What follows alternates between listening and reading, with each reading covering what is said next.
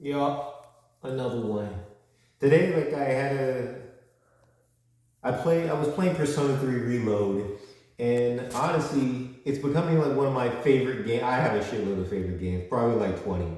But I'd say that Persona 3 Reload, never having played Persona 3 or Golden, but only playing 5, it has an emotion I have an emotional attachment to it because the lessons are very simple, but when you get to know characters in each single game and when they talk about death, loss, and life, it's such a huge meaning, you know?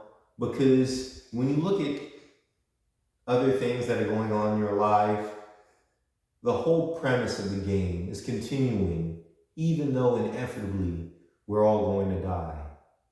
And it's a beautiful message. It's a beautiful tone.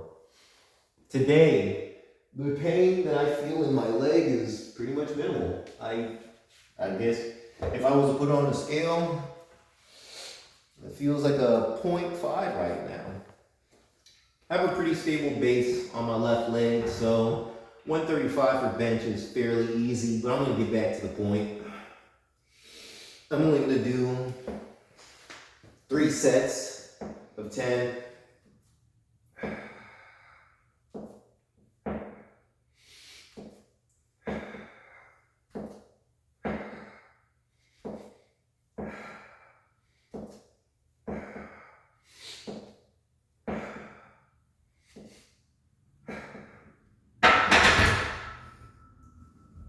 A little shaky, but still have that foundational strength, still feel pretty good.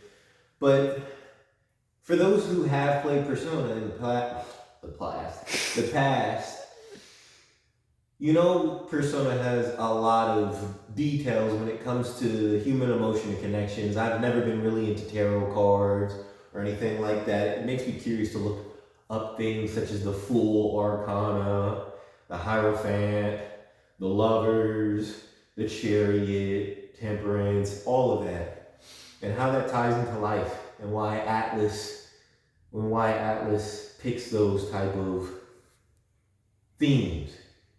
So I think that the huge thing with this is that there's a lot of characters in the story, and when you think about the pain of losing somebody or the pain of not being able to do something, you can either sit down and just try to peacefully avoid your problems, or you could face those fears head on and fight.